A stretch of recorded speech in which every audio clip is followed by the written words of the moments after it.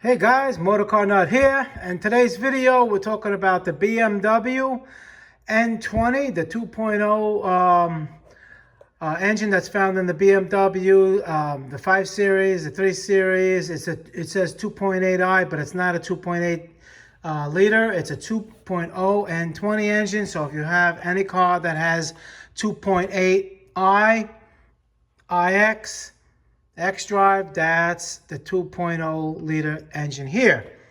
Now, on my channel, I have a lot of videos on all these, a lot of the common failures on these cars. And I just got another one in, and this car is complete. I didn't touch it yet. And I just wanted to explain in the car, because a lot of people say, oh, the engine's out, you know, in the car. Would like to know where the components are and located. And so that's why I'm doing this video.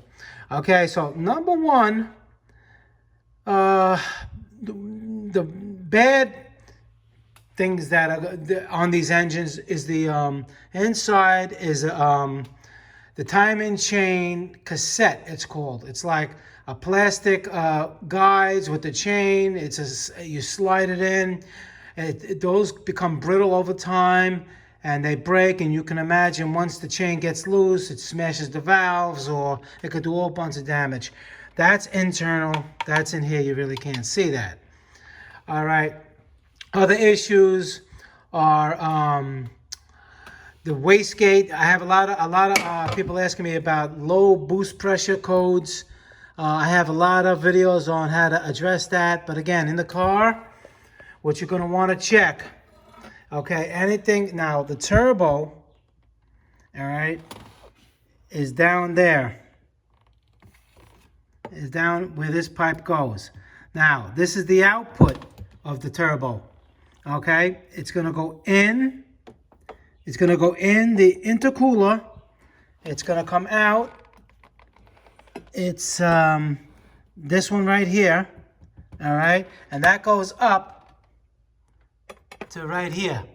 So, and any kind of plumbing, you see this little plumbing here, anything that goes in this whole system, okay, and if it has a leak, can give you a low boost pressure code, drivetrain malfunction. And over here, you got to make sure that there's O-rings in here. A lot of times they'll get twisted or they'll be missing. It's going to create a leak, okay, and that'll be a problem. Also, where it connects to the intercoolers and to the turbo. The turbo as well is right here. Well, this is the intake. This is the intake side. We're talking about the output side. Okay, but also on the intake side, you want to make sure there's O-rings in here. Okay, just make sure the pipes are okay. But basically, the low boost pressure is going to be on the positive side where it's boosting the engine. Another issue, let's say you checked all of that and that's good. Down here, where the wastegate hooks up, okay, there's a flapper valve in there. And if that valve has a lot of play, when the car commands boost, all right, from the vacuum pump, which I'm going to get to in a minute, all right, it pulls it closed and nice and tight. Now, if it does that and there's still play, that'll give you a low boost as well. Okay, I have a lot of cars like that. I have also videos on how to replace that flapper valve, and over here in the back, you see, here's the crank, here's the intake camshaft. You go all the way to the back, and there's where the vacuum pump is going to be. There's 3 screws that hold it on. I mean, there's almost no room to get to it, but you can if you have patience. Okay, and then it has the vacuum line that comes around this way. Okay, and this one goes to the flap all the way in the back in the exhaust. There's a little flap there. That has nothing to do with the low boost. And then it comes here to a reservoir that goes on the cover itself. If there's oil in these lines, you see these lines? If there's oil in those lines, it means vacuum is not in those lines. That means the solenoid that's supposed to control the wastegate won't work. So you have to check that as well. Okay? Now, a fast thing you can do is you can take the vacuum line off the wastegate right here, put a vacuum gauge on it, put about 15 inches of mercury in there. All right? Make sure it's nice and tight. and see if you can still move the flapper valve closed. If you can, there's an adjustment here. You could try to adjust it. If not, if you don't watch my video on how to replace this flapper valve, you're gonna have to replace the whole manifold. And that can cost you a couple $1,000. You don't wanna do that. All right? Another thing, component locations I'm showing you. Here's the high pressure fuel pump is right here. Okay? Other issues that happen is the oil cooler housing that connects to the head. They leak.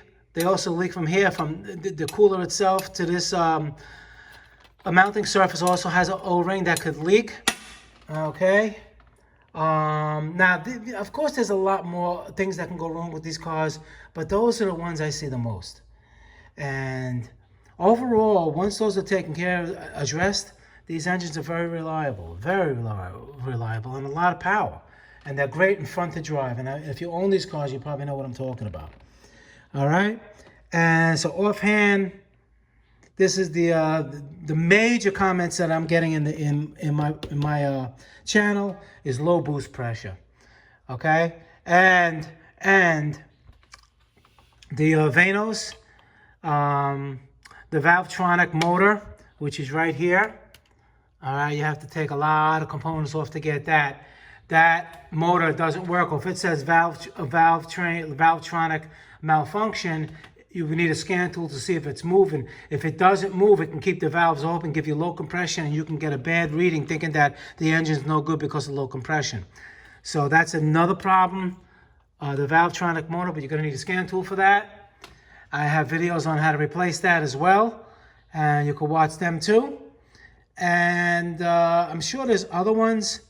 There is other ones. I just can't remember them right now. But those are the big ones. Okay? So I figured I'd do this video and hope it help you guys out a little bit. If you have any questions pertaining to this engine, leave the comments below. Try to help you out as much as I can. And thank you for watching. I appreciate all the comments, and please subscribe. You learned something, please give me a super thanks or support the channel. I appreciate it. If I get you, it'll save you money. And I'll see you guys in the next video. Thank you for watching.